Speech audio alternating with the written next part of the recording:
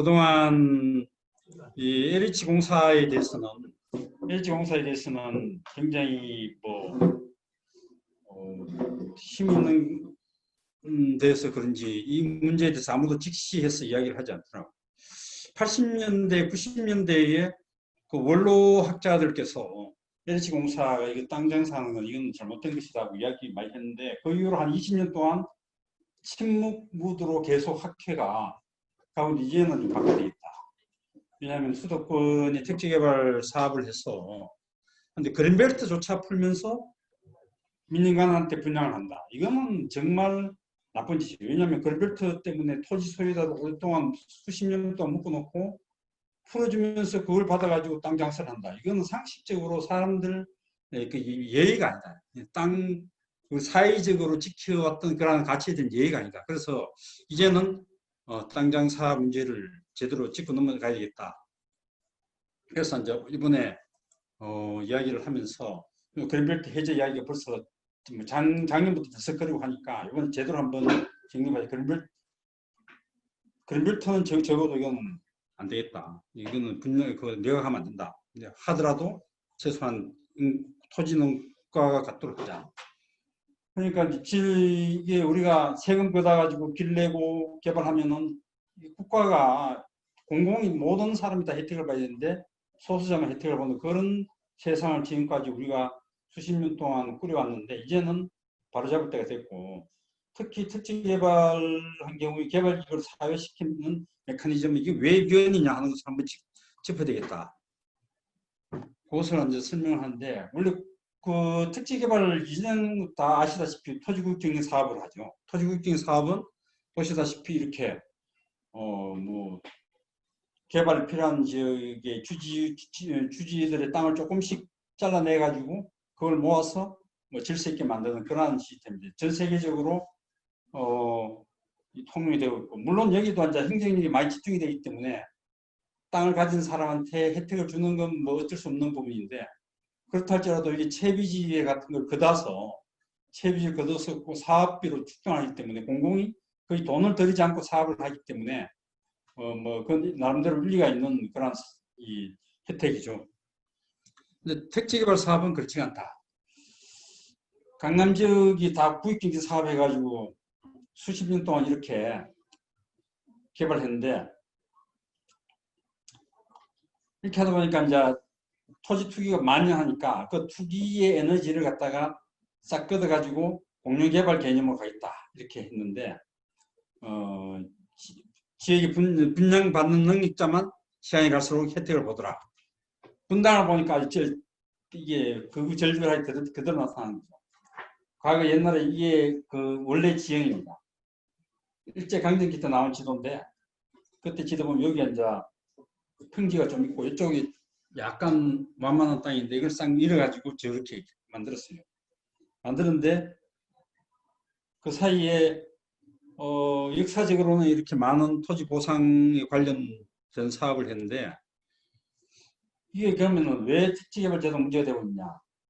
현금이 많이 풀리니까 시장 경제에 무리를 주고 재정 압박이 커지는 문제가 있고, 그 다음에 대체 토지 확보 때문에 주변 토지가를 급등시키고 뭐 이런 등등이 있는데 이런 것도 그 문제 플러스 개발된 토지를 관리 책무를 포기하고 민간 측에 서두를 분양함으로 인해 가지고 민간에 분양된 토지가 투기 활동의 대상이 되고 있다. 이제 로또란 말이 나온 거죠. 분당 이후에 판교 로또라는 말도 나오고 광교 로또라는 말도 나오고 이제 그렇게 나오고 있다. 그래서 이거를 수용 후 매각이라는 것이 헌법에서는 어떻게 규정하고 있냐. 23조 3항에 보면은 공공필요에 의한 재산권 수용, 사용 및 제한 및 그에 대한 보상은 법률로 사되 정당한 보상을 지급해야 한다. 그런데 여기 공공필요라는 말이 헌법에 등장했기 때문에 그걸 개별법에서 반드시 정의를 해주는데 이상하게 여기서 정의를 안 하고 개별 사업만 나열하고 있어. 그걸 사업만 나열해가지고 헌법의 규정이 용어가 규정이 됐으면 반드시 개별법에서 정의를 해줘야 된다. 이 공필요한 것은 뭐다 딱 정의를 가지고 끌고 나야 되는데 한 20, 30년 동안 89년도에 개헌했잖아요. 그 이후로는 아무 정의도 안 하고 그냥 막 사업만 하고 온 거야. 개별 사업만 나열했어. 공부 규정되지 않은 채 사업만 나열해가지고. 네. 그래서 이 공공성 인정될 수 있는 공익사업 4가지 유형을 토지공법에 석종현 교수가 토지공법 학회를 만들어가지고 이제 하는데 이 4가지를 갖다 이야기해요. 이게 이제 2014년까지 한 20년 동안 요 논리 가지고 사업한 거예요. 그 이제 인정될 수 있는 공익사업 4가지 유형을 4가지 이렇게 정의하고 있다. 이 중에서 첫 번째와 두 번째 비공익사회가 택지개발. 매각 시에 이익이 발생하고 두 번째 분양받을 능력자만 혜택을 보는 그런 개념으로 가기 때문에 공익성을 가지고 있지 않다. 이렇게 볼 수 있는 거예요. 특정 구매 능력자에게 매각하기 위한 공익성이다. 그러면은 계획사회와는 어떤 방식으로 진행되는 것이냐. 첫 번째는 개발 허가 리스크의 극복이다. 우리 토지 하나 개발해가지고 뭐 하려고 하면 리스크가 엄청나게 많아. 택지 개발하면 리스크 하나 없어. 또 업조능이 돼. 옛날에 논밭이었는데 그냥 쫙 되고 업조능 되고. 그 다음에 개발시를 쫙 닦아줘. 지하철 뚫어주니까 바로 올라가잖아요. 그러니까 이게 막 땅값 상승 효인이 이렇게 있는데 이것을 이제 분양을 해가지고 합니다. 그래서 이제 분양받은 자는 위해서 3가지 조건이 계속해서 지속이 되기 때문에 특혜를 받는 것이다. 국민들이 분양 로또에 참여하는 공범이 되도록 정책이 몰아가고 있다. 그래서 요새도 보면 며칠 전에 나온 신문인데 임대주택을 생애 최초에 공급할 수 있도록 할 수 있도록 해주겠다. 그렇게 하니까 이제 혜택 못 받은 쪽에서 우리는 뭐냐 이러니까 막 들고 나오는 거예요. 이게 무슨 국가가 이런 로또판을 조장하냐 이게 말도 안 되는 지금 요즘 같은 시절에 이건 부글부글거리는 거예요. 요새 그 김헌동이라고 경실련에 막 분양가 뭐 거품 빼기도 매한 사람 그 사람도 보면 웃기는 게 좀 말이 너무 심한데 아니 그거 보면 분양 받은 사람은 혜택 보는 건데 그걸 왜 악착같이 주장을 하고 그래? 그쪽에 회원들 많이 늘려고 그러나? 그래서 이제 2019년 최근에 이 문제 가지고 국토연구소 이야기를 했어요. 우리가 이제 강현수 교수가 그래도 조금 생각이 있는 원장이라서 이걸 연구를 시켰더라고. 공공필요 말로만 해놓으니까. 그래서 이 연구를 했는데 최근에 2014년도에 헌법재판소에서 판결을 냈어. 공공필요에 대해서 하도 말이 많으니까 공익성과 필요성 이 2가지 명쾌하게 정의를 했어요. 헌법재판소에서. 이렇게 정의를 해가지고 이걸 충족해야 된다. 근데 이제 이게 그 번제 결정례를 이제 자기네 분석 정의를 내리기 위해서 분석을 쫙 했어. 자기들이 대 판결 내린 걸 가지고 분석을 쫙 해보니까 나가지고 나왔는데 중요한 것은 뭐냐면은 지금 현재 그 토지보상법에 보면은 요 조항이 있는 거예요. 양도의 목적으로도 할 수 있다. 이렇게 하는. 양도의 목적이라는 것은 예를 들어서 국가 공공사라든 공공기관한테 뭐 양도를 할 수 있는 그런 개념을 여기 적용하는데 요걸 악용해가지고 개인한테 양도해도 되는 것처럼 그렇게 지금 야박으로 지금 한 게더라고요. 그래서 그렇게 하면 안 되고 제일 중요한 것이 공익의 지속성이 공공사업의 공익성을 평가하는 기준 가운데서 공익을 달성을 했으면 그것이 지속되도록 쫙 해주는데 지속 안 하고 포기를 해버려요. 포기를 해가지고 이렇게 가는 것은 위헌이다. 이렇게 볼 수밖에 없는 거예요. 그건 아주 이제 그것도 다른 자료가 아니고 국토부하고 국토연구에서 나온 자료를 갖고 우리가 지금 이야기하는 거예요. 개인이 아니고 국가가 연구한 걸 놓고 이야기하는 거예요. 그러니까 국토연구원에서도 저걸 위헌이라고 했어요. 예? 국토연구원에서 저걸 위헌이라고 했어요. 위헌이라고 한 게 아니고 자기네도 분석해본 결과 이런 결론 나왔는데 문제 워딩으로 안 하지. 워딩으로 안 하고 분석하는 그 자료에 객관적인 지표를 놓고 제가 이제 의미를 부여한 거예요. 이걸 봐서는 공익 지속이 안 되는데 무슨 택지 개발이 이게 공익 사업이냐 아니다. 이렇게 주장하는 거예요. 신분당선 보면은 이렇게 지나고 이게 얼마나 좋은 전철입니까? 얼마나 돈 분당선 부고 성남 있으면 붙이지. 분당 가만히 갖고 떼돈 버는 구조가 될 수밖에 없는 거예요. 이런 식으로. 16년 동안 17배 돼요. 7배. 7배 됐어. 여기에 지금 할 말에서 분당선 우리도 이거 분양받을 적에 지역개발비 다 분담했다 이거야. 그래가지고 이 8천억 중에 5천억은 입주한 사람이 돈 냈다 이거지. 예, 돈 냈으니 우리 할 말 있다 이거. 근데 그때는 하나야 선이 노선이 하나. 신분당선 같은 게 하나 있고 성남연수는 그때 계획도 없어. 그래 이런 그 갖다 붙이잖아 이거는 완전 특혜지 뭐. 그래서 3천은 이것도 중요한 거는 의사 결정을 했고 그래서 추진을 조속히 했고 다른 것 이것뿐만 아니고 다른 것도 굉장히 많이 갖다 붙였어요. 도로도 그렇고 뭐 시설도 그렇고 서울대 병원도 왔잖아. 그러니까 이런 등등 이 모든 행정적인 노력이 여기 들어온 거란 말이에요. 그게 왜 개인의 땅값 상승, 아파트값 상승이 가도록 그냥 왜 조장하느냐 이거지. 그냥 국가가 땅을 갖고 있으면서 해야지. 그래서 이게 저는 이건 시장 가격이 상승한 것이다. 예. 그래서 밑전 본질적으로 풀려면 이렇게 이제 바꿔서 해야 돼. 국가가 땅을 갖고 있어야 되고 땅을 가지고 있으면서 여러 가지 종류를 활용해 가지고 임대를 주는 방식으로 생각해야 돼. 경우에서 토지 임대주택도 활용하고. 예. 예, 저기 보면 토지 임대주택은 이제 여기 싱가포르 말이 많은데 우리나라는 지금 아직 제대로 시범 사업 제대로 안 했어. 실패하려고 일부러 군포에다가 실패하기 위해서 막 사업한 것 같아. 수능서를 오히려 서울시가 사회주택 만들면서 토지 임대주택 하고 있다고. 그런 성공 사례가 많아요. 그래 이제 싱가포르처럼 하고 우리 사람들 시민들 불로소득을 기대하지 않고 내 집처럼 오래 살기를 원하는 계층이 분명히 있다. 나는 뭐 집 가지고 뭐 그 하는 거 내가 원하는 곳에 오래 살기를 원하는 계층 그 사람들은 공급해 주는 게 바로 토지 임대주택이죠. 토지 임대주택 말고도 일반 임대주택하고도 상당히 다양하게 많이 쓸 수가 있죠.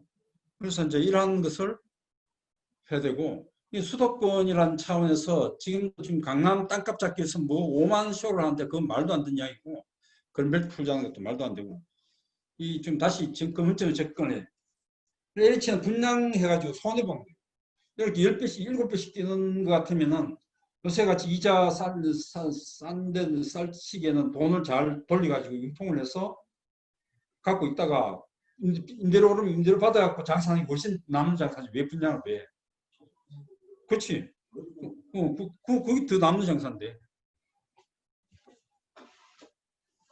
그래서 공익은 반드시 공공의 개발에 대한 이건 반드시 공익이 된다.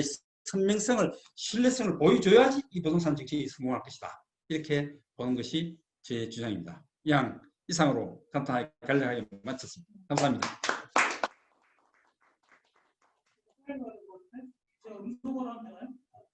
예. 최범근 교수가 주문으로 오셔서 못 들어오고 있다. 예? 그리고 그거를 주면 돼. 잠깐 이거는 비번이 필요한 게 아니기 때문에 그 웹자보를 제주시 웹자보 숫자 있잖아요. 웹자보 주시면 돼. 네. 웹자보.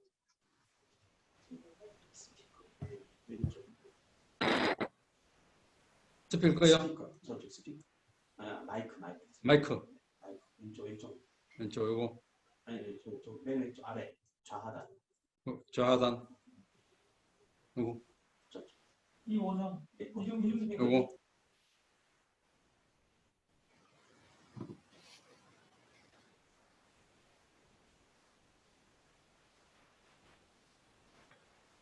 금속 해제. 예, 지금 했습니다. 왜 튀지? 선생님 거 끄시고 있을 거예요. 마이크 꺼야 돼요, 마이크. 마이크 꺼야 됩니다. 마이크 끄는데. 껐어요. 다 껐어. 우리 김동원 박사님. 그 성훈이가 다 찾아야 되겠다. 이거 진짜 했는데. 새로운 우리 김소국 안 되는 거. 네? 그분도 해제했는데?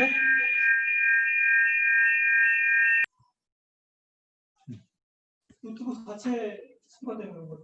아니요, 저기 여기 음소거가 해제돼가지고 계속 이제 하울링이 발생합니다.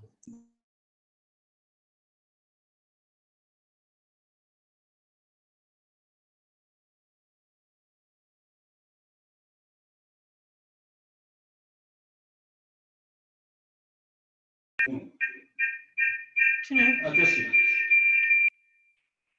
됐나요? 예. 하울링 있는데. 혹시 핸드폰으로도 접속해 있는 상황이죠? 아니 아니야. 아니에요? 아니야. 핸드폰 접속 안 했어.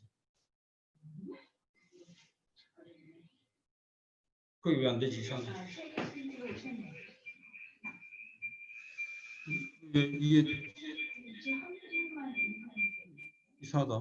하울링이 왜 생기지? 그걸 아니 그것도 저기 다 껐어요. 다 껐어요. 하울링이 왜 생기지? 이거 껐어.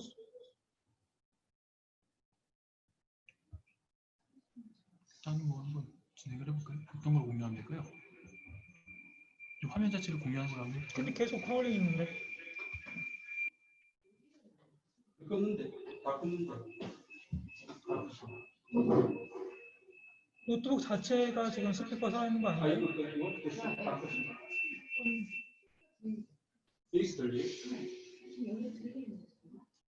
아 지금. 지금 어떤가요? 내가 중이야.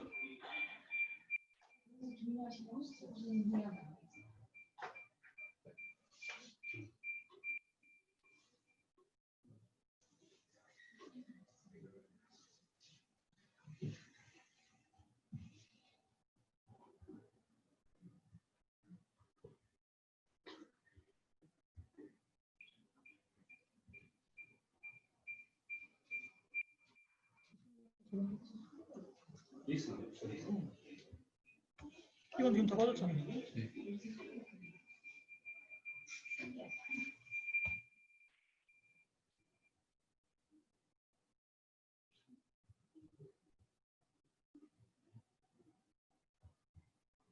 문제는 아니고.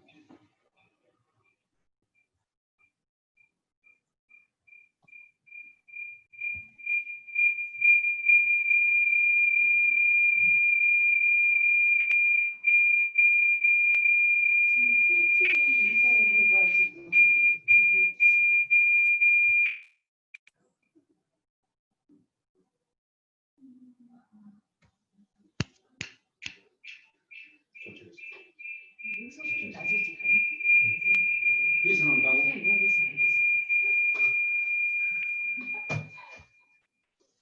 일단 닫았어.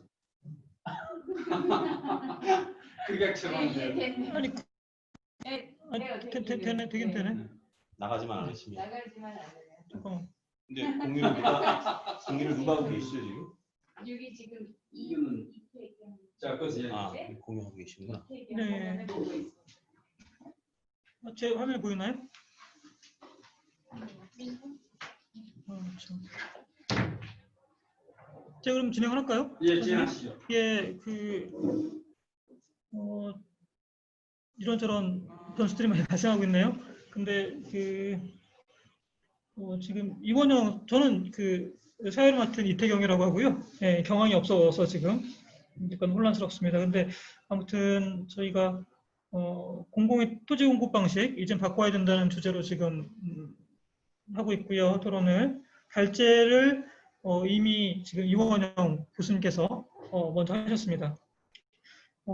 지금 두 번째 발제는 그러니까 이원영 교수님께서 하신 거는 LH공사의 땅 장사 왜 위헌인가라고 하는 주제로 하셨고요. 두 번째 발제는 반영훈 교수님, 충북대학교 도시공학과 교수님이시고요. 저희 지금 한국토지정책학회 창립준비위원이신데 반영훈 교수님께서 공공토지 임대형 도시개발 이게 토지환경정의구현의 초석이라고 하는 주제로 발제를 이제 해주시겠습니다.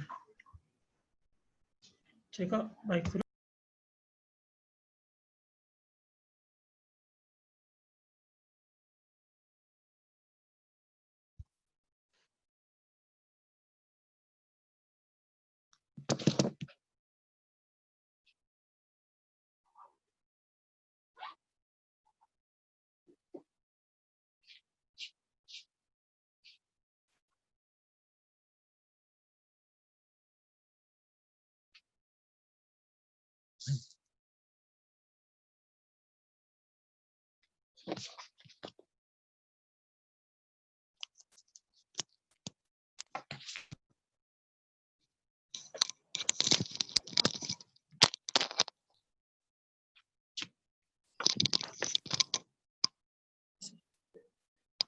예, 권영훈입니다.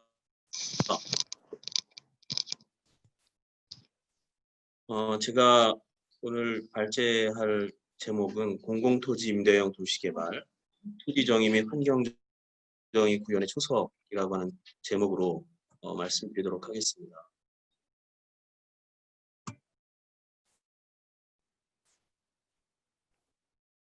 예, 목표는 다음과 같습니다.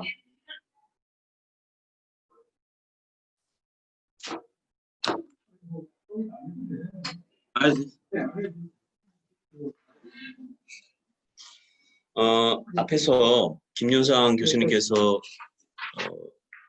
말씀하셨던 내용과 그리고 이원영 교수님께서 말씀하셨던 내용들이 일부 겹치는 부분들이 있습니다만은 왜 이 제목을 선택했는지에 대해서 말씀드리겠습니다. 토지라고 하는 공공재를 이제 개발을 하면서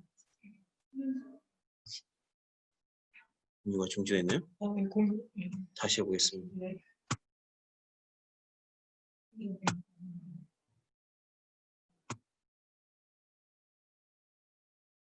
예, 좋습니다. 예. 예.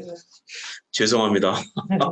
이게 아직 우린 다 익숙하지 않은 것 같아요. 예, 정말 시간을 되게 너무 많이 소비하는 것 같습니다. 말씀드리겠습니다.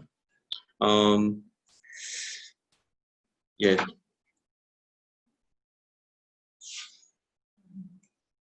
도시를 개발하고 사람이 살아가는 공간들을 만들어가는 과정 속에서 토지라고 하는 공공재를 어떤 형태로든지 이제 손을 보게 되고 거기서 생겨나는 사회적인 이익이 있습니다. 그 사회적인 이익이라고 하는 것은 지대라고 하는 형태로 나타나게 되는데 그것을 어느 주체가 가져가고 그리고 또 공정하게 분배할 것인가라고 하는 것인데 이제까지의 우리나라 같은 경우 토지 개발을 하고 아까 이원행 교수님 말씀하신 것처럼 생겨난 공적 이익이 공정하게 환수되거나 또는 분배되거나 하는 것이 마땅하지 않고 또 심지어는 공적 피해라고 하는 것 이런 것들을 공정하게 보상이나 배상이나 복원도 사실 하지 않고 있는 것 같습니다.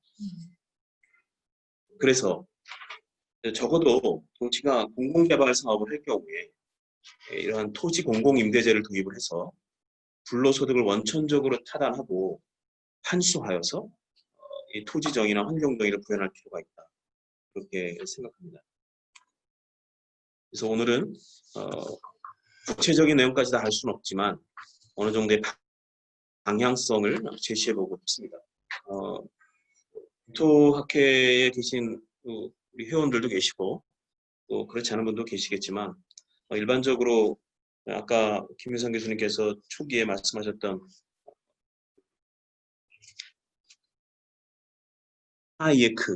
하이에크라는 학자가 타운 플래닝에 대한 얘기를 하면서 그 타운 플래닝을 통해서 생겨나는 어떤 이익이랄까 이런 것들을 공정하게 분배하는 부분에 대해서 이 시장경제주의자가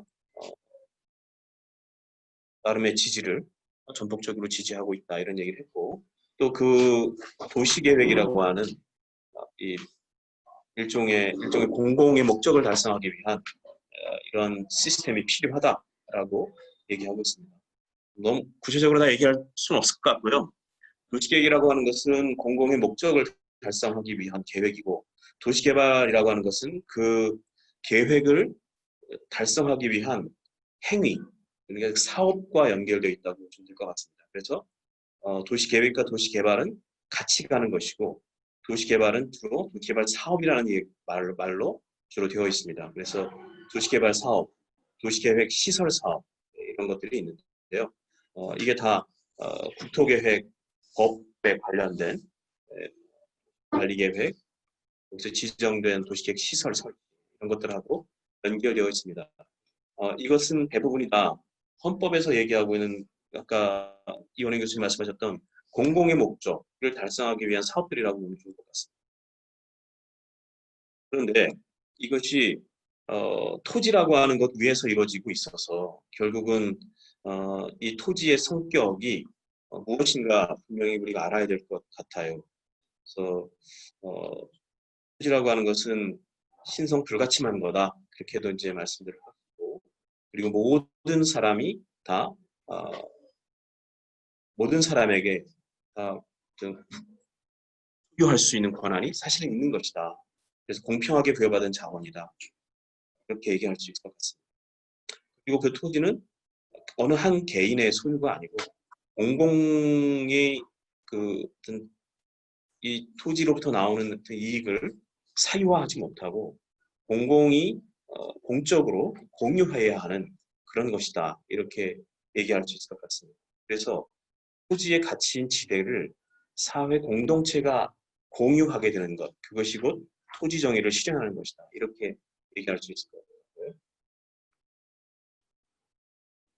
그래서 도시개발 사업이나 이런 것들이 일어날 때 토지 정의를 실현할 수 있는 어떤 책임 이런 게 필요하다고 보여집니다. 그래서 토지 위에서 행해지는 다양한 도시개발 사업 이런 것들은 아무래도 사회경제적인 이익이 생겨나는데 그게 지대의 형태로 생겨나게 되기 때문에 시장을 통해서 분배되게 됩니다. 그래서 대부분의 토지 소유주들이 이 지대를 사유하고 독점하면서 불로소득으로 인해서 시장 경제의 공정성이 훼손된다는 것이죠.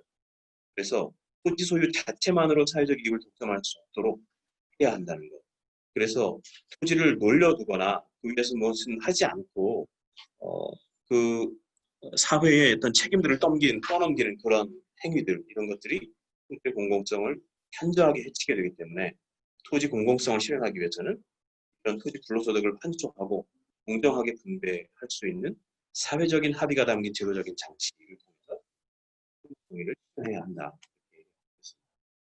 또 도시개발 사업을 하다 보면 자연스럽게 환경이 파괴되고 환경이 파괴되면서 또 사람들의 어떤 건강 문제까지도 심각하게 위해를 받게 되는 상황이 벌어지게 됩니다.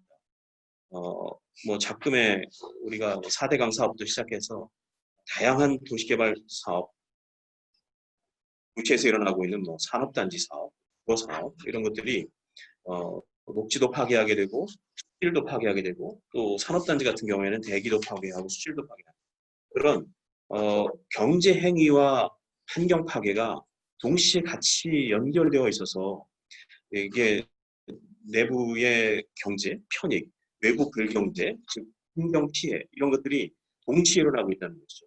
그런데 편익을 보는 사람들이 이 외부 불경제에 대해서 책임을 거의 지지 않는 상황들이 왕왕 벌어지고 있다는 것입니다.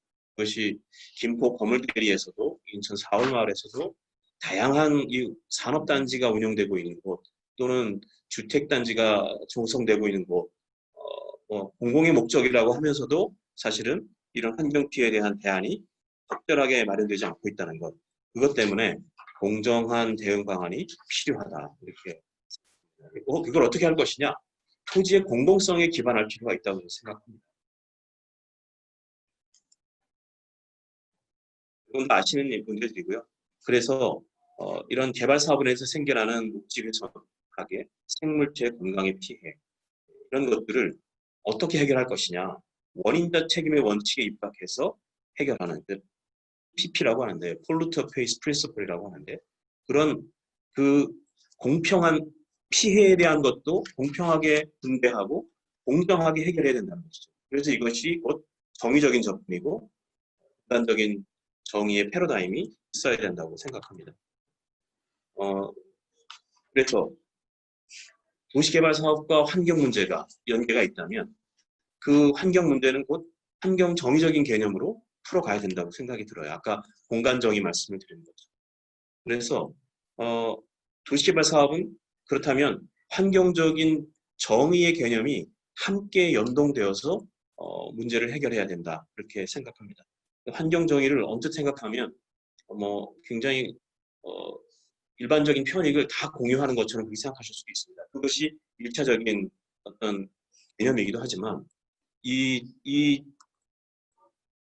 환경 정의라고 하는 말을 썼던 사람들의 측면에서 보면은 그냥 단순히 어떤 편익의 공유를 이야기하는 것을 넘어서서 그거는 이제 사회 정의랑 맞물려 있습니다. 그런데 가장 어떤 사업으로 인해서 피해를 많이 보는 사람들이 대우를 받고 그리고 그 피해에 대한 적정한 보상을 받을 수 있는 것, 그것이 환경 정의적인 개념이 있다고 얘기할 수 있겠습니다. 사회 정의에서도 존 롤츠 같은 사람들이 이 최소 수혜자에게 최대의 이익, 그리고 책과 지위가 모든 사람에게 열려 있어야 되는. 그래서 국내적이긴 하지만 이게 피해가 집중되는 어떤 사람들에게 그러한 이익이 돌아갈 수 있도록 하는 그런 것이 정의적인 측면에서 필요하다 이렇게 생각하고, 그렇지만 이 롤스의 개념은 인간이 아닌 동물에 대한 배려 이런 것들이 좀 불가능한 상황이고, 또 세대 간의 어떤 자원 사용이나 피해에 대한 그런 부정의적인 문제도 해결하기 어려운 부분이 있습니다. 그래서 피터 웬츠라고 하는 사람의 또 확장된 계약주의라고 하는데요. 여기서는 가능한 한 이 알지 못하는 상황에서 생겨났던 그런 문제, 무지 상황에 대비한 이런 정의적인 접근이 있어야 된다 이렇게 얘기하고 있고, 그래서 생태계나 또는 동물이나 이런 생태계 같은 존재에 대한 부분, 이런 것들이 여전히 이 계약주의에서 좀 어려운 부분이 있습니다만은 앞에서 얘기했던 롤스의 개념보다는 조금 더 확장된 개념으로 공의적인 접근을 할 수 있도록 근거를 제공하고 있다 이렇게 볼 수 있겠습니다. 그래서 간단하게 말씀드렸던 것처럼 환경 정의라고 하는 개념은 미국에서 주로 출발한 개념이긴 한데 환경 인종주의, 환경 형평성 이런 것들과 같이 연결되어 있습니다. 긴 얘기를 짧게 하면 이 일반적으로 어떤 사회적인 행위를 하고 개발 행위를 하든 어떤 사회적인 의사결정을 하게 되면 그 의사결정에 따라서 피해를 집중적으로 피해를 받는 집단들이 생겨난다는 것입니다. 그것이 미국 같은 경우에는 소수 민족 또는 흑인 마이너리티 또는 블랙 피플, 그러니까 컬러 피플들에게 집중한다는 것이죠. 그래서 이러한 문제를 해결하기 위한 다양한 시도들을 하고 있습니다.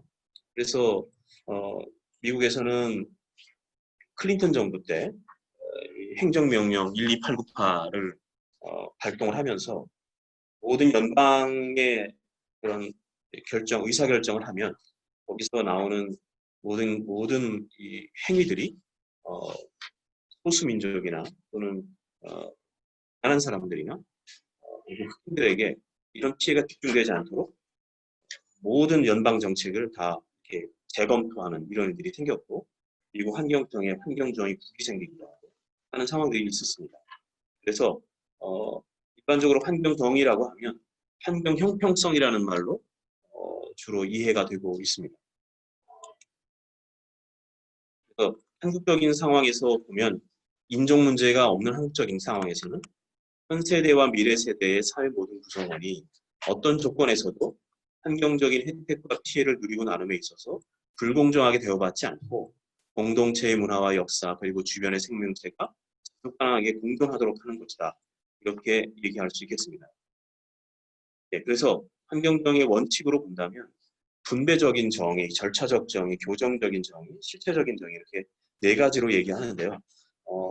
이익의 분배 또는 피해의 분배를 공평하게 해야 된다는 것이고, 절차적으로도 환경대에 또는 정보에 공평하게 접근할 수 있는 절차가 있어야 된다. 그리고 교정적으로 본다면 피해를 당한 사람들에게 공정하게 배상을 하거나 보상하는 그런 시스템이 있어야 된다는 것이겠죠. 그래서 우리나라는 인종적인 측면이 없으니까 부족하니까. 근데 최근에는 100만 명이 넘는 외국인들이 좀 들어와 있는 살고 계시는 상황에서 이 안산이나 이런 산업단지 주변에 또 그분들이 살고 계시는 쪽에 환경적인 피해가 집중된다는 것들도 보고되고 있습니다. 우리나라도 이제는 인종 문제가 없다고 얘기할 수는 없다. 그러나 미국같이 그렇게 보편적으로 가지 못하고 있어서 경제적인 측면 또는 생물학적인 측면에서 피해자들에 대한 보호가 필요하다 이렇게 생각합니다. 그래서 절차적인, 분배적인, 교정적인 자유가 실현될 수 있도록 필요가 있다. 보여지고요. 그렇다면 공공토지임대제도를 통해서 어떻게 토지 정의나 환경 정의를 구현할 수 있을까? 굳이 왜 공공토지임대제를 제가 말씀을 드리는가? 공공개발 사업을 하게 되면 토지를 가지고 어떤 다양한 사업을 진행하게 되는데 그 토지에 공공성이 있다는 것을 자칫 망각하는 경향이 있는 것 같습니다. 아까도 이완행 교수님 말씀하셨던 것처럼 대표적인 공공개발 사업을 하고 있는 LH의 경우에 토지가 한 개인이 소유할 수 없는, 그리고 공적으로 어떤 사업을 진행하기 위해서는 몰수를 하고 또는 수용을 해서 일정한 좀 낮은 차원에서의 그 어떤 보상을 하고 그 이후에는 다시 다른 개인에게 그것을 운도라고 표현을 그렇고 분양을 하게 되는 상황이 벌어지는데 이때 토지의 공공성이 심하게 훼손되는 상황이 벌어지는 게 아닌가라고 생각하는 것이죠. 그래서 지대조세제에 대한 것들, 그런 것들이 토지 공공성에 대한 인식을 강력하게 지지하고 그리고 지대를 회수하는 부분, 회수된 지대를 공적으로 적절하게 사용할 수 있게 해야 한다. 이런 것들이 지대조세제에서 그래도 얘기하고 있는 영역이라고 생각이 듭니다. 그래서 이런 회수된 지대를 공간에서 적절히 사용할 수 있도록 도시환경복지, 아까 말씀드렸던 도시개발사업 부문에서 관련 계획들이 수립되고 시행되어야 된다. 이렇게 생각할 수 있겠습니다. 지대 공유의 근거는 넘어가기로 하고요. 공유의 개념도 아까 말씀드렸던 내용과 같습니다. 그렇지만 여기서 하나 우리가 짚고 넘어가야 할 부분이 있습니다. 뭐냐면 토지는 사적으로 소유하는 것이 사실은 소유할 수는 있으나 토지로부터 나오는 그 뭐랄까요, 가치, 지대를 소유하게, 사적으로 소유하게 하는 것은 공적 개념을 상당 부분 훼손하는 것이라고 얘기할 수 있겠죠. 그래서 개인이 노동해서 얻어낸 생산, 소비, 생산 이런 것들은 터치할 수 없다. 그러나 토지로부터 나오는 그런 지대는 어떤 특정인이 독점적으로 소유할 수 없다라고 하는 것이 근본적인 개념이라고 생각합니다. 그래서 지대를 공유하게 되면 생겨나는 다양한 결과들이 있습니다. 첫 번째, 투기적인 목적으로 땅을 놀릴 수 없다. 그래서 땅을 최적의 용도로 사용하게 된다는 거죠. 네. 그리고 토지 이용을 높이고 그래서 투기 목적으로 보유하고 있던 땅이 토지 시장에 나오게 된다는 것. 그래서 토지 시장의 토지 공급이 늘어나면서 집가가 하락된다는 것. 이것이 굉장히 중요한 영역이라고 생각합니다. 세 번째로 토지 실수요자들이 시장에 나온 값싼 토지를 최적의 용도로 사용할 수 있게 된다. 네 번째, 공공의 토지 이용에 따른 그 네거티브한 영향, 부적 영향으로 인해서 지대가 하락하고 환경오염 피해에 대한 구제, 복구를 위한 공적 자금이 확보할 수 있다. 그래서 피해자를 국가가 우선적으로 보상할 수 있는 근거가 생겨날 수 있다. 이 부분이 공공토지 이용에서 나오는 부분에 대한 어떤 대안적인 측면이라고 볼 수 있고요. 또 공공의 목적을 달성하기 위한 녹지의 확보, 공공 서비스 제공을 위한 자금을 확보할 수 있는 대안이 될 수 있다 이렇게 보여집니다.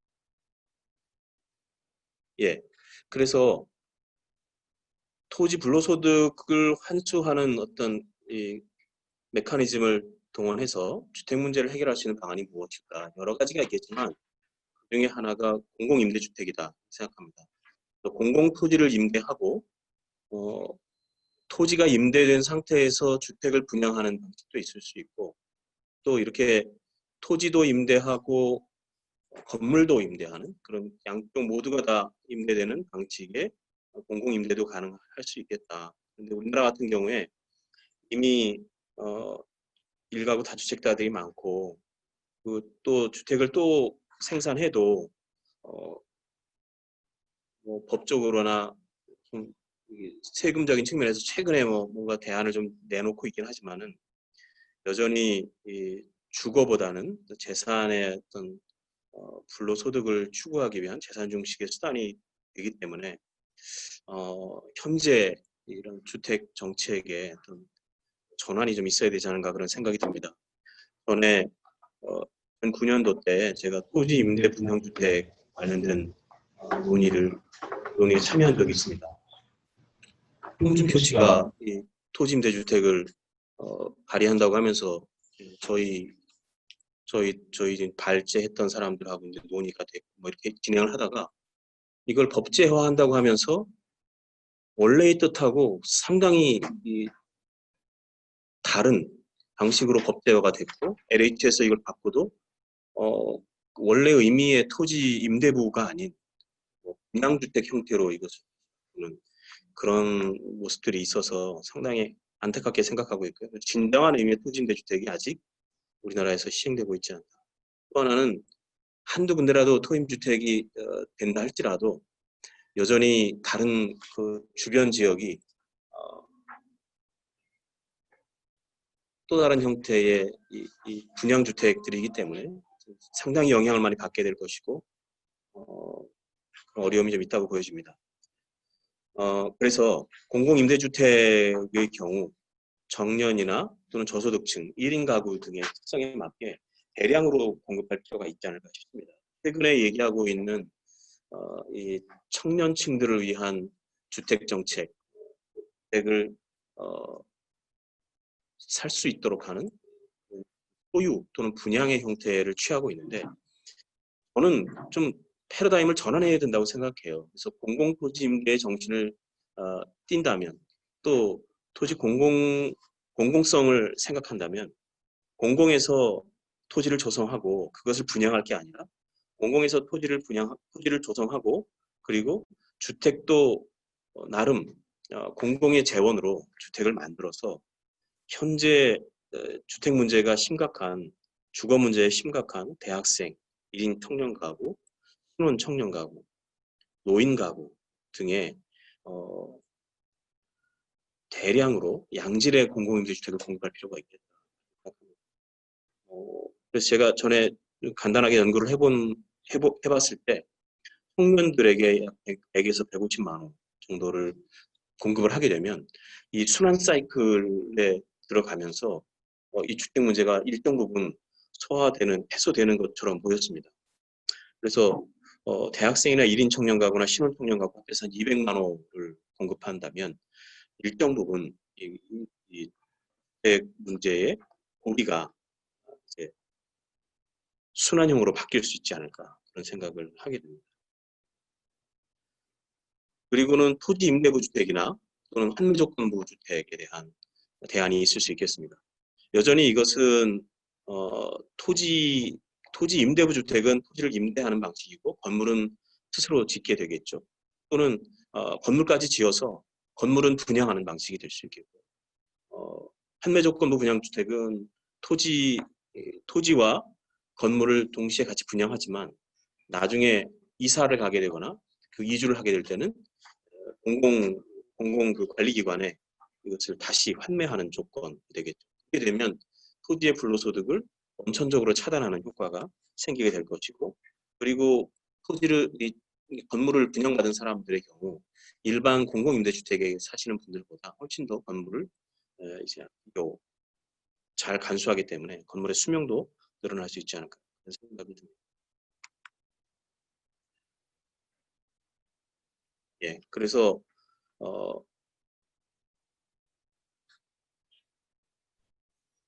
판매 조건부 분양주택과 또는 토지 임대부 분양주택을 적절히 이렇게 섞어서 함께 분양할 수 있거나 또는 토지를 임대하는 그런 방식으로 가게 되면 의미 있는 결과들을 도출할 수 있지 않을까 생각하고요. 그렇지만 이 토지 임대부나 환매 조건부 같은 경우는 일정한 경제적인 능력이 있는 사람들에게 해당되는 대안이라고 생각합니다. 그래서 일반적으로 할 때 우리가 이제 주택을 구매할 수 없는 그런 취약계층들의 경우에 다른 방식으로 임대 형태의 방식으로 할 필요가 있겠고 자기 집을 갖고 싶어 하고 좀 중장기적으로 자기 집에서 살고 싶어 하시는 분들에게는 서로 토지 임대주택이나 환매조건부 주택을 생각할 수 있을 것 같습니다. 그렇지만 이것들을 통계적으로 관리할 수 있는 곳을 주택청이라고 하는 것을 좀 설립을 해서 공적으로 관리할 필요가 있지 않을까. 또 하나는 이 산업입지 공급입니다. 일상적으로 우리가 산업단지를 이제 짓게 되면 LHS 주로 많이 산업단지를 이제 조성하게 되는데 최근에는 산업단지관리공단에서도 산업단지를 만들고 분양도 하고 또 일반 지자체 같은 경우에도 또 일반 산업단지를 또 하기도 합니다. 근데 제가 생각할 때 산업단지 같은 경우에는 산업의 목적으로 이것이 공공적인 성격을 띠는 곳이어야 된다고 생각하고 합니다. 그런데 대부분 이 산업단지를 이제 분양받는 기업들의 경우 예를 들어서 저 당진에 있는 국가산단이 있습니다. 홍문 국가산단 300만 평에 달합니다. 그런데 그냥 땅만 분양받고 그리고 아직 건물도 짓지 않고 산업활동을 하지 않고 있는 그 기업들이 너무나 많이 있다는 것이죠. 벌써 50% 최근에 이제 LNG 휘트기지가 들어가면서 70% 이상의 분양률을 보이고 있는데 거기 가보면요 황량합니다. 이 얘기는 뭐냐면 산업의 목적으로 토지를 분양받았다는 생각이 들지 않는 것이죠. 시적인 목적이 훨씬 강할 수도 있다고 생각이 들어요. 감히 판단할 때. 그런 산업의 입지가 공공적인 목적으로 LH가 땅을 수용해가지고 산업단지를 만들었는데 이걸 그냥 기업에게 분양해버리고 끝나는 상황이 되는 거죠. 저는 오히려 임대산단으로 가야 된다고 생각합니다. 대기업에게도 임대를 줄 필요가 있다고 보고 중소기업에게는 더더욱이나 말할 것 없이 임대산단이 돼야 된다고 생각합니다. 그래서 초기에 비용이 좀 들어간다 할지라도 이 중장기적으로 20년 또는 30년 또는 40년 정도의 그런 중장기적인 산업 정책을 놓고 봤을 때 충분히 회수 가능하고 그리고 LH도 이 기금들을 쓰게 되거나 또는 기금을 빌려서 쓰게 됐을 경우에도 그 이자 시장에서 돌아가는 그런 이자율을 충분히 웃돌 수 있을 만큼의 그런 회수가 가능하다 이렇게 생각합니다. 그래서 토지 임대 산단 같은 경우 이게 아직 우리나라는 없는 것 같아요. 토지 임대 산단이라고 하는 게. 저는 충분히 할 수 있겠다고 생각이 듭니다. 토지를 임대하고 건물을 그 위에서 자기가 짓고 한 50년 또는 99년 동안 그 산업행위를 하면 되니까요. 이런 방식이 하나 있을 수 있겠고 완전한 공공임대 산단이 있을 수도 있을 것 같습니다. 이런 사례는 우리나라에 종종 있습니다. 그리고 최근에는 공공임대 산단에 대한 얘기들이 많이 있고요. 근데 더 저는 적극적으로 공공임대 산단을 늘려가야 된다고 생각합니다. 아까 말씀드렸던 것처럼 토지주택공사에서 공공임대산단을 적극적으로 더 만들어내고 기업들이 훨씬 더 이 탄력성이 좀 높아지도록 해야 된다는 거죠. 그래서 그냥 어떤 융자를 얻기 위한 수단으로 이러한 이 토지를 분양받는 그런 것들을 좀 없애고 기업의 기술력이나 또는 기업이 가지고 있는 앞으로의 그 성장 가능성 이런 것들을 보고 어떤 자금을 융통할 수 있고 그런 시스템이 좀 마련만 될 수 있다면 충분히 임대산단에 대한 적극적인 임대산단을 도입할 필요가 있겠다. 흔히 우리가 알고 있는 그 하버드 에베네저의 전원도시, 이 전원도시에 관한 얘기가 토지 공공임대제의 아주 상징적인 사례로 보여지는데요. 그림에서 보시는 것처럼 중앙에 이렇게 녹지가 있고 그리고 공사형으로 해서 또 개발을 하게 되는 것들인데 32,000명이 거주할 수 있도록 초기에 계획된 볼 수 있겠습니다. 구체적인 설명은 사실은 필요 없을 것 같긴 한데요. 여기서 이제 임대료가 나오면 이 임대료를 시민들의 복지를 위해서 사용하게 됩니다. 이를 영구히 공동체가 소유하게 되는 이런 사상에 모두 동의하면서 일어났던 일이라고 보여집니다. 제조업종사들에게는 세금을 낮게 해주고 임대료를 낮게 해주고 그리고 많은 공간을 제공해줍니다. 그래서 산업과 이 거주와 그리고 휴식 이런 것이 동시에 같이 현된 좋은 사례라고 볼 수 있겠습니다. 그리고 호주의 수도 캔버라에서 진행하고 있는 토지 임대제 이렇게 된 것이죠.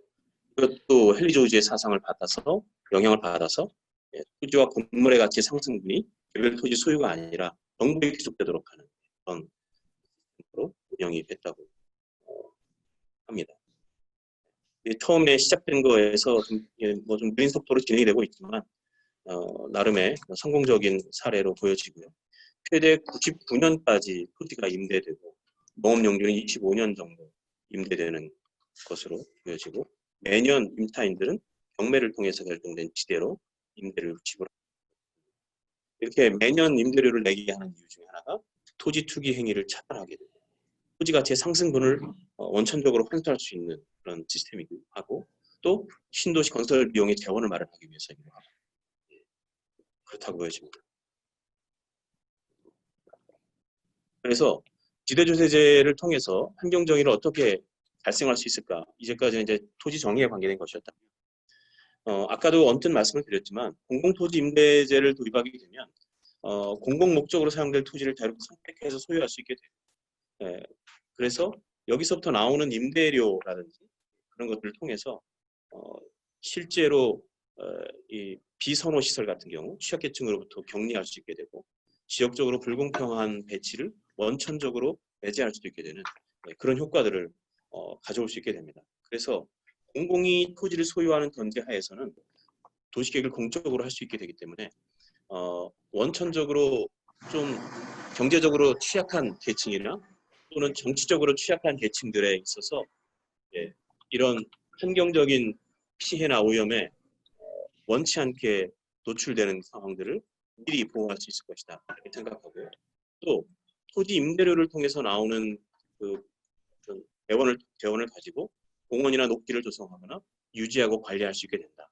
그래서 실제적으로 우리가 지금 현재도 지난 7월 1일에 이제 공원 미조성된 그런 공원들이 이제 풀리게 됐는데 녹지가 풀리게 됐는데 너무 안타까운 일이라고 생각해요. 진작부터 이런 공공토지 임대제를 도입을 했더라면 이 공원 녹지들을 충분히 우리가 보존하고 또 유지할 수 있었을 것이다 그렇게 생각합니다. 또 하나는 토지 임대료를 통해서 원치 않게 피해에 노출됐던 사람들을 구제할 수 있다고 저는 생각합니다. 그래서 공공성이 높은 시설의 입지 그리고 운영을 통해서 생겨나는 그런 환경오염이나 위험 등에 대해서 공동체 전체의 책임을 전제하고 피해 구제 비용을 먼저 국가가 토지 임대료에 체결할 수 있다 이렇게 생각하고요. 지금도 보면 환경 피해에 노출된 분들은 어디서 보상이나 배상을 받기가 어렵습니다. 국가가 선배상하거나 선보상하는 경향이 거의 없기 때문이죠. 그래서 그냥 눈물로 살고 있거든요. 이런 시스템을 도입을 한다면 국가가 선배상하거나 선보상할 수 있는, 선보건할 수 있는 근거가 생기기 때문에 훌륭히 되더라고요 저는 생각합니다. 또 그라운드 텍스를 통해서 신재생 에너지의 도입 가능성을 증진할 수도 있다. 그래서 현재 기후변화 문제 여러 가지 얘기를 하고 있는데 여기서 이 대체적인 태양 에너지 경우 경제적인 우위를 점할 수 있게 되고 그리고 지대조세제의 틀 속에서 나오는 어떤 에너지에 그라운드 텍스를 부여하면서 또는 노동 집약적인 자본 집약적인 에너지인 태양 에너지나 조력, 풍력 이런 것들에는 세금을 면제해주는 이런 제도를 도입하게 되면 대체 에너지 산업의 어떤 입지가 좀 더 견고해질 수 있지 않을까. 그래서 차별적인 어떤 세제 이런 것들을 해볼 수 있지 않을까 싶습니다. 그래서 이걸 통해서 화석에너지나 원자력 등과 같은 환경 파괴적인 에너지 산업을 견제하고 궁극적으로 대체 에너지 기술의 경쟁력이 높아지게 되어서 환경 문제가 조금씩 개선될 수 있지 않을까. 지대조세제를 도입을 하게 되면 근본적으로 환경 문제를 또는 환경의 피해 문제를 이렇게 제거할 수 있는 가능성이 높아진다. 마무리하겠습니다. 도시개발 과정에서 생겨나는 토지 개발로 인해서 공공재인 토지 개발로 인해 생겨나는 사회적인 이익 이것을 환수하고 분배하는 이런 시스템이 본질적으로 마련될 필요가 있겠다 생각이 들고 특히 도시 개발적인 측면에서 봤을 때는 공공토지 임대제라고 하는 훌륭한 제도를 도입을 해서 원천적인 이 국가이익의 환수를 하고 그리고 그를 통해서 다양한 방식으로 분배 체계가 마련될 수 있을 것 같습니다. 환경 문제에 대한 것도 본질적으로 이 정의를 추구할 수 있을 만큼의 그런 재원을 확보할 수도 있을 것이다. 그래서 비정상적인 토지 시장을 정상화시킬 뿐 아니라 토지 보유세를 강화하는 만큼 부가가치세나 소득세 등등을 감면하는 그래서 시장을 활성화시키는 패키지형 세제 개혁 이런 것들이 동시에 같이 고려될 필요가 있다. 네, 마치겠습니다.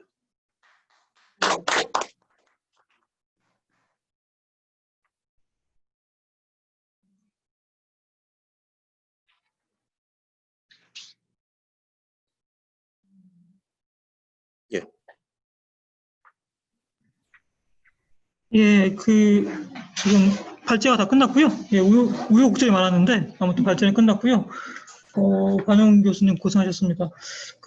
이제 토론을 하겠습니다. 토론을 할 텐데 가나다 순으로 토론을 하죠. 먼저 남기업 토지자유연구소장님 그리고 토지정책학회 창립준비위원이신데요.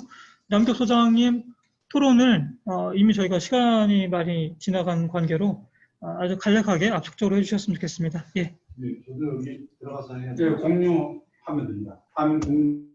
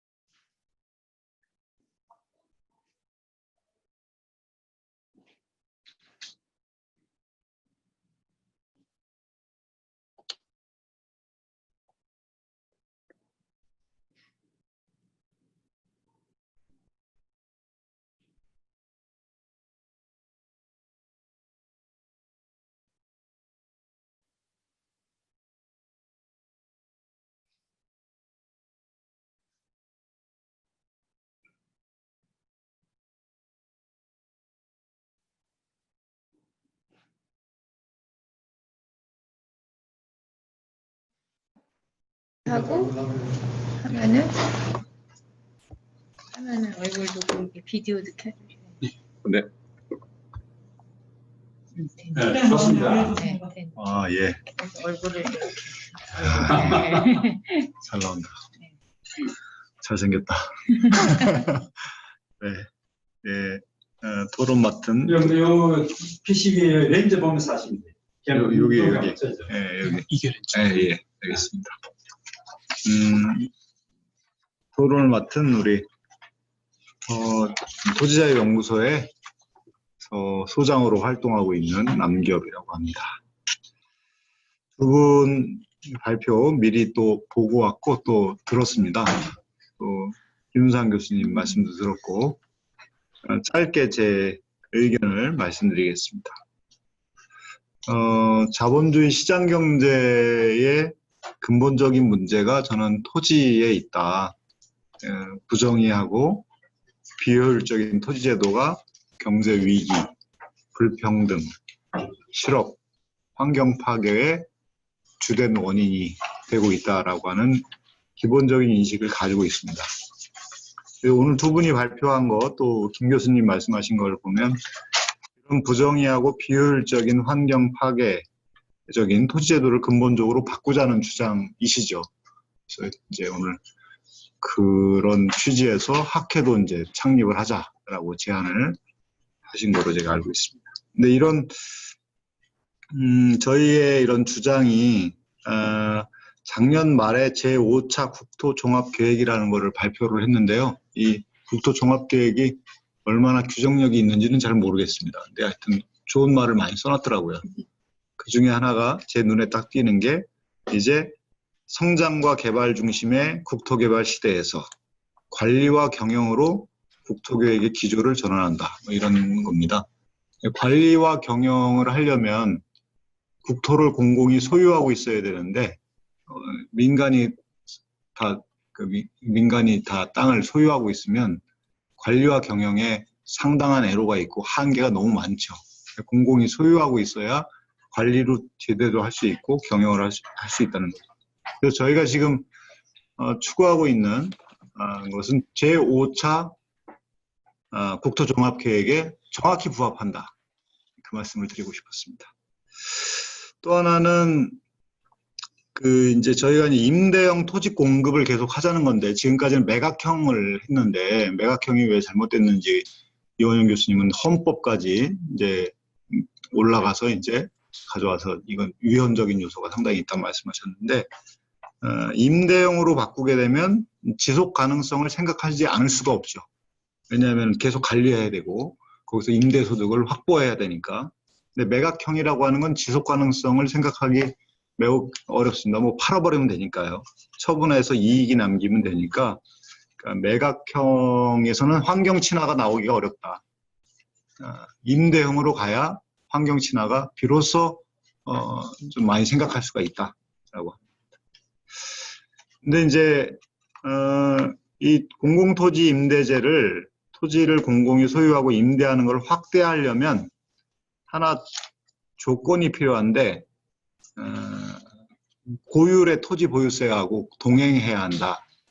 사유지에서 토지 보유세를 강화하는 것과 동행해야 하는데 왜냐하면 이제 그렇게 해야 공공토지가 아닌 일반 사유 토지에서도 불로소득이 잘 안 생겨야 토지 임대형으로 공급을 해도 사람들이 거기에 들어올 수가 있으니까요.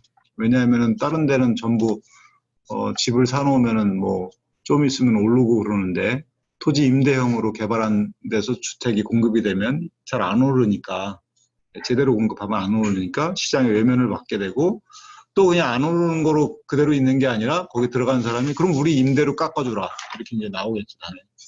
예. 그럼 임대료를 깎아주게 되면 결국에는 이제 임차인들이 불로소득을 향유하게 되고 저기 그 강남의 브리지힐인가요? 거기 공급했던 이명박 때 공급했던 500채 가까이 공급했다고 그러는데 거기도 2억 2천에 공급했는데 지금 10억이 넘어버렸습니다. 예. 거기 이제 임대료가 너무 쌌던 거죠. 예. 그렇게 해서 임대료를 낮춰달라. 그러면 이제 이런 식으로 운영하는 걸 어떻게 임대형으로 계속 할 수 있겠냐. 그래서 이제 공공에서도 이제 매각을 하겠다. 이런 식의 악순환에 빠질 수가 있다. 그러니 공공토지 임대제를 확대 심화시키려면 고율의 토지 보유세하고 같이 가야 된다. 그래야지 토지 수용하는 것도 돈이 덜 든다라고 이제 말씀을 드리고 싶고, 그 염두에 두셨겠지만 토지 공급과 관련된 수많은 법들이 있어요.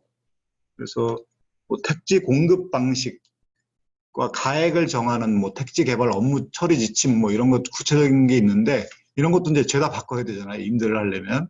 예, 그런 것도 우리가 준비를 해야 되겠다라는 생각이 들고요. 그리고 아무래도 이제 초기에 들어가는 비용이 늘 문제고 이원영 교수님 발제문에 써 있지만 이제 사장이 이제 뭐 한 2년 하다가 LH 사장은 교체가 되고 그러는데 자기 임기 내에 뭐 부채가 확 늘어나고 그러면 안 되잖아요. 예, 그런 것을 공기업 경영평가 제도 예, 이런 것도 바꿔야 되고 지방재정법, 채권 발행하는 데 있어서 지방정부나 이런 데가 뭐 LH든 하여튼 국토부 채권을 발행하는 데도 굉장히 제한이 있는데 토지를 공공이 매입하는 데 들어가는 채권은 좀 경영평가에서 빼준다든가 뭐 하여튼 뭔가 고려사항을 한다든가 이런 여러 가지 조치들이 따라붙어야 된다라고 하는 겁니다. 또 하나 이제 우리가 좀 얘기해야 될 게 싱가포르 모델을 우리 이원영 교수님이 성공적으로 이제 말씀을 하셨는데 토지가 국유제이긴 하고 공공임대제이긴 한데 거기서는 토지 임대료를 확실하게 걷는 것 같지가 않아요. 그러니까 토지 임대료를 제대로 안 걷기 때문에 결국에는 토지 임대부 분양주택이지만 5년 동안 전매 제한이 있고 만약 팔 시에는 환매를 하게 되는 거는 결국에는 임대료가 너무 낮으니까 시장 임대료하고 징수 임대료하고 그 차액이 결국은 건물 가격에 붙어가지고 가격이 높아지는 거죠. 그러니까 싱가포르 모델을 우리가 공공토지 임대제가 잘 정착되어 있다라고 얘기할 수 있을까? 라는 거에 저는 이제 의문을 일단 좀 제기해보고 싶어요. 왜냐하면 임대료를 제대로 걷지를 않으니까. 그래서 걷지를 않으니까 아마 뭐 중간에 환매를 하면서 환수하기도 하고 그러는데 이거는 정통적인 방법은 아니죠. 그래서 요거에 대해서도 우리가 좀 면밀히 들여다봐야겠다라는 생각이 듭니다. 이제 우리가 이제 제대로 이제 나아가기 위해서는 이제 이원영 교수님이 말씀하신 논리, 위헌님을 좀 강력하게 더 주장을 해야 되겠다는 생각이 들고, 그다음에 고율의 토지보유세를 올리는 게 굉장히 어려운데, 그거는 이제 기본소득하고 붙여가지고 이해관계 지지 그룹을 형성해서 넘어가고, 고율의 토지보유세는 토지 수용하는 데 들어가는 비용도 절약되니까, 그다음에 제5차 국토종합계획의 구체적인 대안이 이것이다 라고 우리가 주장할 필요가 있겠다. 그리고 임대료라고 하는 것을 확실히 이제 임대하면 다 해결된다라고 하는 데서 이제 넘어가서 임대료를 우리가 어떻게 책정할지 이것도 우리가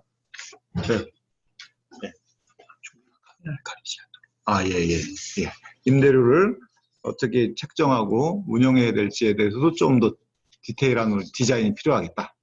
네, 이런 의견을 드립니다. 이상입니다.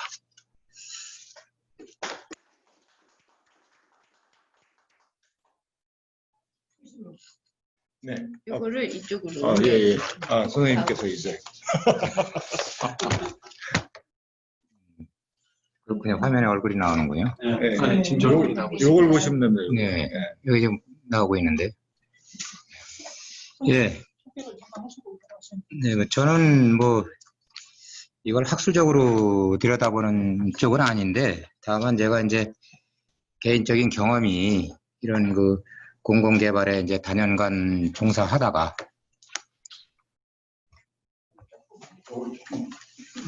오케이, 좋습니다. 조금 땡기면 되겠네요. 이거를. 된 것 같죠? 된 것 같은데.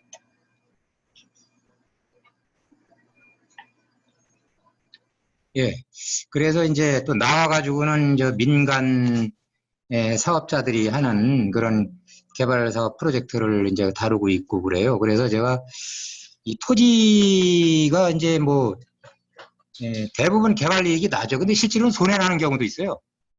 개발하려고 했다가 뜻대로 안 돼가지고 분양이 안 돼가지고선 이제 뭐 이게 경매에 넘어가고 그런 일도 생기거든요. 국가에서 하는 건 그런 건 없지만 민간인이 하는 경우에는.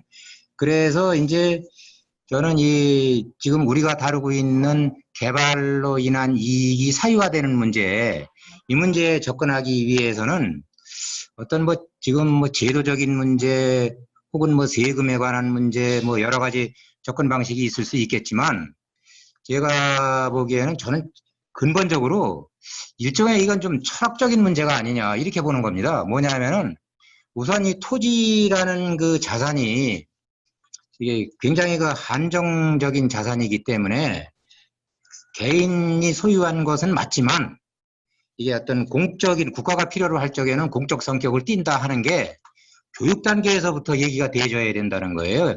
이게 그렇지 않고 나와서 각자 분야에서 업무를 다루다 보면은 이게 사유재산을 가지고 왜 이러냐 하는 저항에 부딪히기 때문에 공공 분야에 있는 사람들이 굉장히 대항하기 어렵습니다.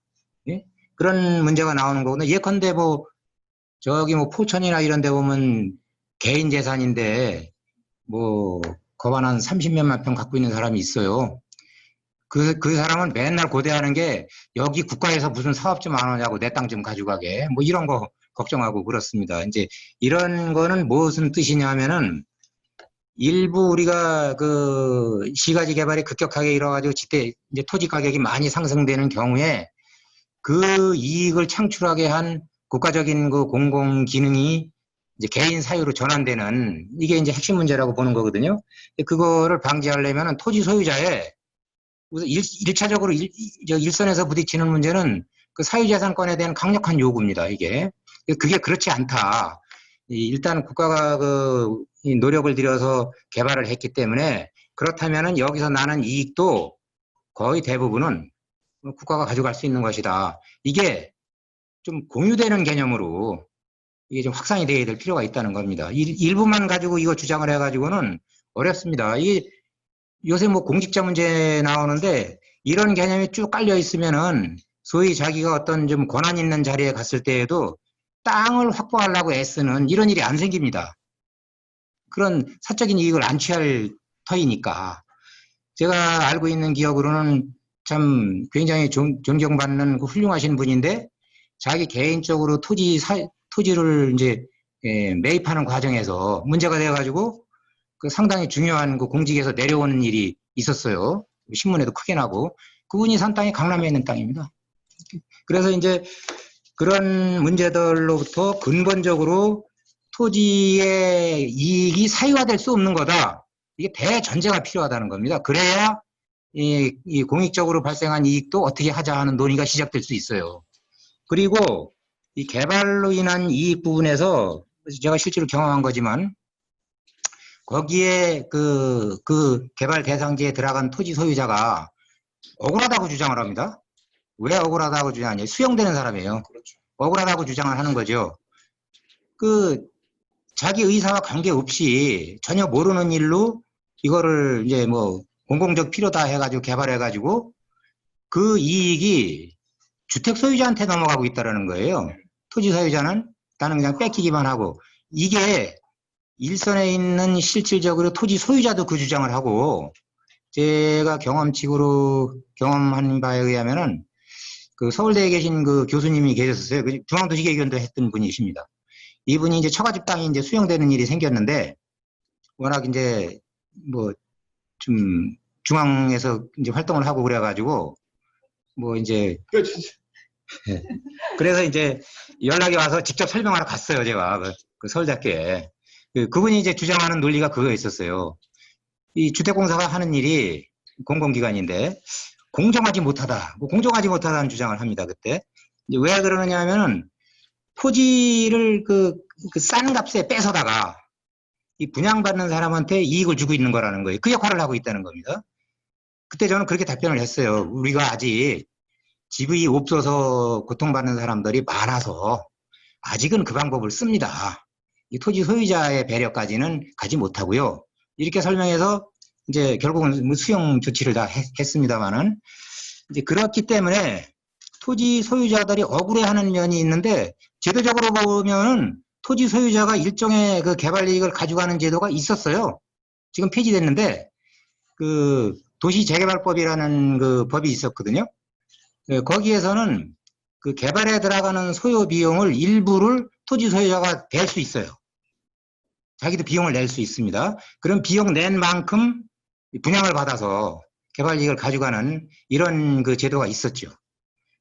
근데 지금 현행 제도에서는 토지 소유자가 어떤 이익을 그 취하는 데는 뭐 도시개발 사업에서 뭐 환지를 한다거나 이거 외에는 다른 방법은 이제 안 되고 그걸 이제 보충하는 의미로 뭐 이제 수용일 될 때 뭐 입주권을 준다든지 상가 토지 지분을 얼마씩 준다든지 이런 제도를 이제 하고 있는데 그것도 이제 불만이 많고요. 지금 뭐 평택의 미군기지 수용됐던 사람들 보면은 그 이제 토지를 가질 기회가 뭐 상당히 오랜 시간 이후에 나오니까 그것도 충분치 않고요.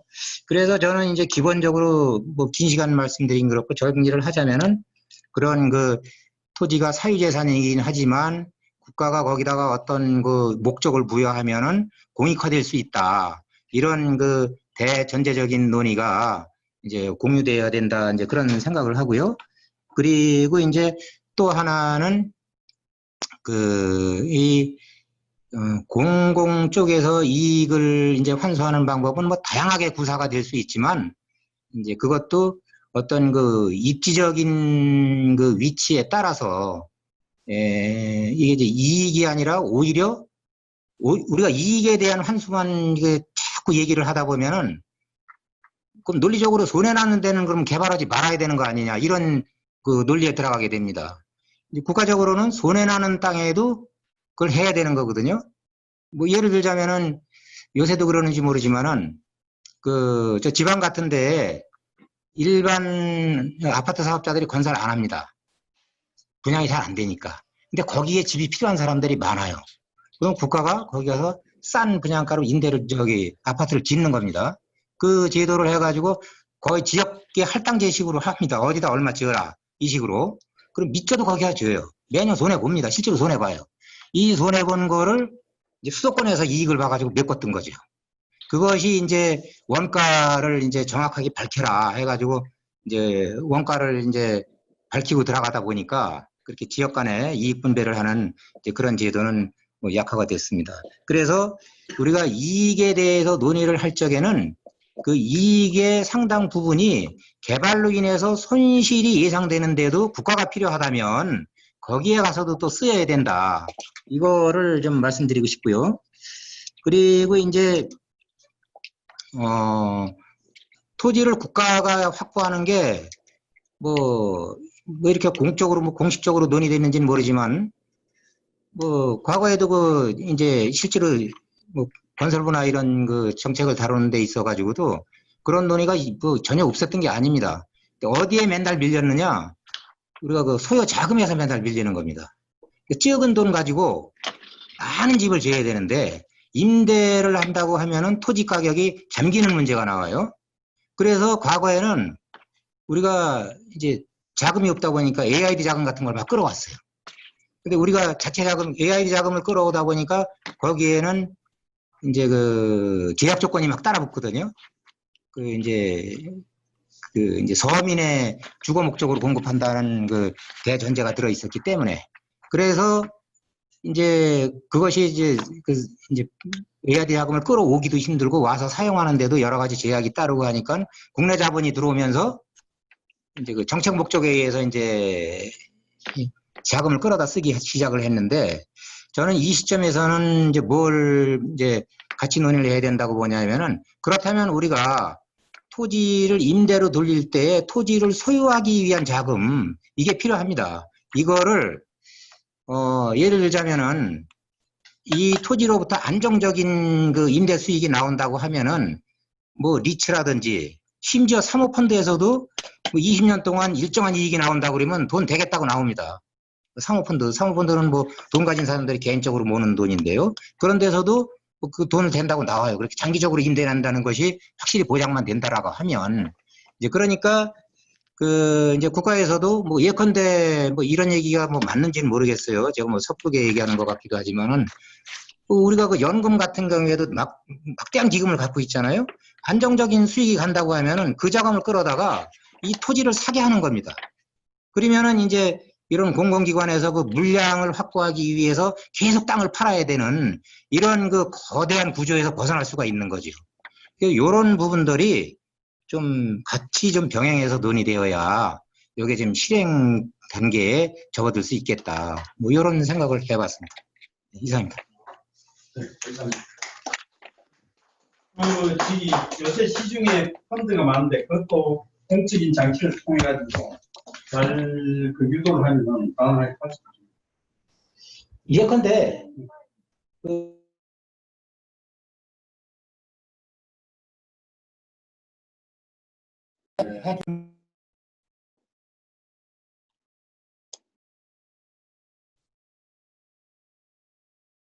제가 이제 마지막이 예, 되는데요. 예. 네. 하면은 네. 제가 됐습니다. 네. 제가 비디오를 켰습니다. 네. 마스크 벗으셨어요. 네, 마스크 일부러 쓰는 건데 얼굴을 보호하기 위해서. 그럴 수도 있고요.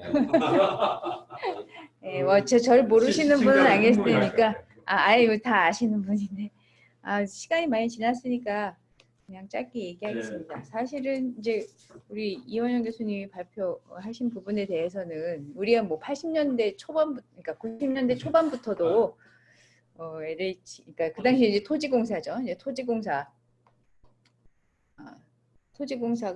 다른 분들 안 보이시나요?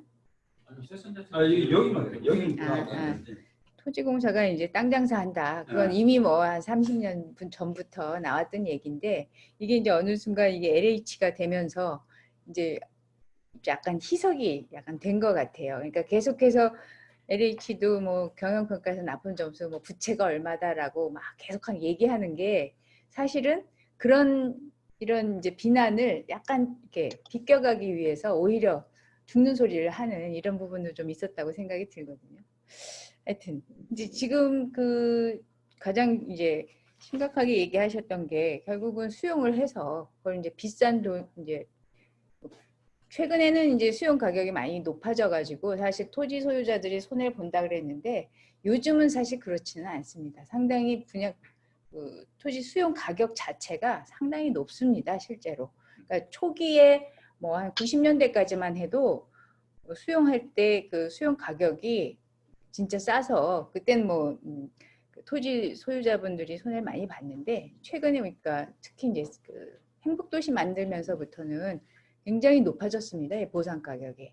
그러니까 어떻게 보면은 정부가 어떤 정책 사업으로 시행하는 거는 어느 시기 안에 빨리 사업을 추진을 해야 되니까 상당히 그 토지주에게 토지 소유주들에게 상당히 많은 그 보상 가격을 줬어요. 그래서 보상 가격 자체가 굉장히 높습니다. 그러니까 결국은 그게 뭐 이제 분양가나 이제 다 반영이 되기는 합니다만, 그래서 제가 이제 말씀드리고 싶은 거는 이 전면 수용을 통한 이제 그 택지개발 사업, 그러니까 택지개발 촉진법이 만들어지게 된 어떤 시대적 배경은 다 아시듯이 결국은 전두환 시대 국보위에서 만들어진 제도거든요. 근데 그게 지금 40년 그때하고 지금은 완전히 지금 주택 사정이라든가 뭐 사회적 여건이라든가 사람들의 뭐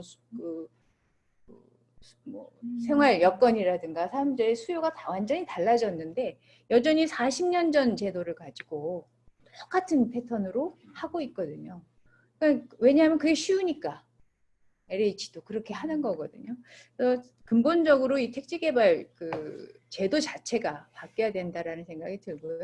또 하나는 그러면 이제 공공이 할 일과 시장에서 민간이 할 일을 좀 구분해야 된다. 이 토지 부분에서도 그렇게 보면 공공성이 강조돼야 될 거고 그렇게 되면 당연히 토지를 그러니까 분양이 아닌 이제 임대 사업 중심으로 그 기능이 좀 축소될 필요가 있다라고 그렇게 생각이 듭니다. 그런데 이제 계속 그런 얘기가 있으면서도 되지 않는 이유는 사실은 그러니까 이제 어떤 정권이 이제 생기면 일단 자기가 부리기가 쉬우니까 LH를 계속 그런 식으로 이용을 하는, 또 LH는 LH대로 또 조직이 살아남아야 되니까 거기에 맞춰서 또 하고, 이게 이제 지금 뭐 김대중 정부에서도 그렇고 뭐 노무현 뭐 쭉 오면서도 계속 거기에 입맛에 맞춰서 계속 바뀝니다. 이 토공, 주공, LH가 거기에 맞춰서 계속 성격을 자기네들이 바꿔가면서 살아남는 노하우가 있어요. 그런 부분에서 이걸 근본적으로 LH의 기능에 대해서 좀 고민을 할 필요가 있고, 그것이 사실은 지금 우리나라 지금 토지 정책의 아주 핵심적인 내용이라고 생각합니다. 뭐 다 아시다시피 요즘 뭐 보니까 이번 정권 와서, 그러니까 문재인 정부 와가지고 지금 1년에 토지 보상가로 나가는 돈이 뭐 거의 평균 20조. 17년에 19조, 18년에 16조, 19년에 22조, 올해 내년 해서 한 50조 이렇게 나간대요. 그러면 지금 5년, 집권하는 5년 동안 100조라는 돈이 토지 보상금으로 나가는 겁니다. 그럼 그 돈이 다 어디로 가겠어요? 그 중에 절반은 다시 토지로 가거든요. 그러니까 토지 가격은 다시 다 오를 수밖에 없어요. 지금 뭐 서울의 아파트 값이 우리가 상상도 못할 정도로 오른다고 하는데 그 돈이 다 어디서 오겠어요? 그러니까 시장의 유동성을 이 보상가에서, 이 보상금에서, 그러니까 사실 정부에서 돈을 주고 토지 뭐 투기해라 이렇게 사실 자금을 대주고 있는 그런 상황이거든요. 근데 이런 거를 막을 수 있는 방법은, 막는다기보다는 좀 줄일 수 있는 방법은 우리가 전면 지금 뭐 3기 도시, 뭐 3기 신도시, 뭐 또 그린벨트 해제해서 뭐 한다, 뭐 이런 부분들은 조금 우리가 재고를 좀 해볼 필요가 있겠다. 뭐 이런 생각 첫 번째 하나 있고요. 두 번째는 노무현 정부 말기쯤 그때도 또 이런 얘기가 있었습니다. 그래서 비축 토지를 이제 많이 산다, 뭐 이래가지고 싱가포르 모델 뭐 이래가지고 토지를 또 많이 샀습니다. 많이 샀고 또 LH 그 당시 이제 토공에게 또 국유재산 그 관리팀을 관리청가요 그걸 만들어 가지고 막 또 사게 했습니다. 지금도 그 기능이 여전히 LH에 있어요. 그런데 이제 제가 이제 또 그 기재부의 그 국유재산 이제 심의위원회를 이제 하다 보니까 이번 정부 와가지고는 또 국유재산의 어떤 그 활용성을 높이겠다고 이 국유지를 이제 토지개발 사업을 지금 하고 있거든요. 아마 이제 뭐 조금하게 이제 기사가 나와서 이제 잘 모르실 수도 있는데 뭐 군유지라든가 아니면 이제 도시 내 뭐 구치소, 형무소 뭐 이런 이제 오래된 것들 또 비어 있는 공간들 이런 것들을 국유지를 가지고 있던 것들을 거기다 이제 위택 개발 이제 토지를 개발하는 거죠. 토지 개발해서 그거를 주상복합이나 아니면 이제 뭐 아파트로 분양으로 다 지금 짓고 있거든요. 지어서 또 파는 겁니다. 특히 이제 그러니까 한쪽에서는 그걸 이제 사놓고 또 한쪽에서는 기재부 입장에서는 이게 땅을 사놨는데 놀리고 있으니까 요거를 또 좀 어떻게 그 효율성을 좀 높이겠다고 그거를 거기다가 아파트를 지어서 지금 파는 계획을 세우고 있거든요. 재작년부터요. 아직 이제 본격적으로 분양 시장에 나오지는 않았지만, 그러니까 국유지를 개발해서 또 파는 일을 또 LH하고 캠코하고 또 맡아서 그걸 하고 있어요. 그러니까는 어떻게 보면은 지금 이 시점에 이렇게 이제 공공토지의 임대형 토지 개발 이것들이 조금 그 공론화돼서 지금 정부가 어떤 그러니까 뭐 이 정부뿐만 아니라 어느 정부가 와도 마찬가지일 것 같은데 이제 기재부와 또 국토부 또 이게 또 이게 정의를 생각하는 또 어떤 부분 이것들이 좀 각자 다른 생각을 하고 있다. 그래서 지금 실제로 이 정부가 상당히 뭐 정의를 생각하는 정부라고는 하지만 또 한편으로는 또 엉뚱한 일을 또 이제 벌이고 있어서 그 부분에 대해서 이제 어떤 이제 좀 본격적인 논의나 또는 어떤 그런 것들이 좀 필요하지 않을까 그런 생각을 했습니다. 그래서 뭐 이론적으로 뭐 저도 과거 이제 정의론에 대해서 여러 가지 공부를 했습니다만 과연 이제 이 시점 21세기가 지금 20년 지났는데요, 벌써 21세기 우리 이 상황에서 또 국민들이 대부분의 뭐 시민 내지 국민들이 생각하고 있는 또 이 토지에 대한 생각들 이런 것들을 봤을 때 어떻게 우리가 점진적으로 우리 사회를 바꿔나갈 수 있을까 이제 그런 부분들을 생각해야 될 때가 아닌가. 그래서 너무 이제 뭐 레디컬하게 나간다고 하면 오히려 또 반발을 얻을 수도 있기 때문에 한 발 한 발 지금 말씀하신 것처럼 우리가 일단은 먼저 뭐 공공이 확보하고 보유하고 있는 토지부터 해서 그것들을 통해서 환경 정의도 또 그러니까 기후 변화라는 이제 우리 큰 그 난제가 있는데 이제 그것들을 우리가 어떻게 대처는 못하고 어떻게 이제 맞이할 건가 하는데 이런 지금 가지고 있는 토지라도 좀 잘 쓰자 이런 부분 운동이 지금이라도 좀 본격적으로 시작됐으면 하고 앞서 제가 좀 늦게 와서 우리 김 교수님 강의 못 들었습니다만 새롭게 준비하시는 이제 학회에서 그런 역할들을 좀 해주시면 감사하겠다 이런 생각입니다. 이상으로 마치겠습니다. 감사합니다.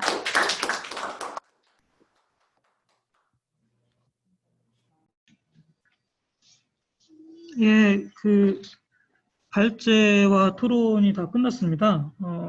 굉장히 긴 시간이었고 많은 우여곡절이 있었습니다. 고생하셨고요, 다들. 혹시 그 발제자 분들께서 더 하실 말씀이 추가로 있으신지. 김우상 교수님 좀 예, 김현상 교수님, 예, 말씀- 총평 좀 해주시면 좋을 것 같아요. 김현상 교수님께서.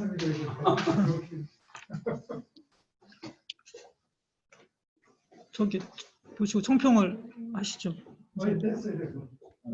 덧붙일 거 없어요. 아, 예. 그러면 혹시 그 발제자들께서 그러면 제가 예, 토론해 주신 부분에 대해서 제가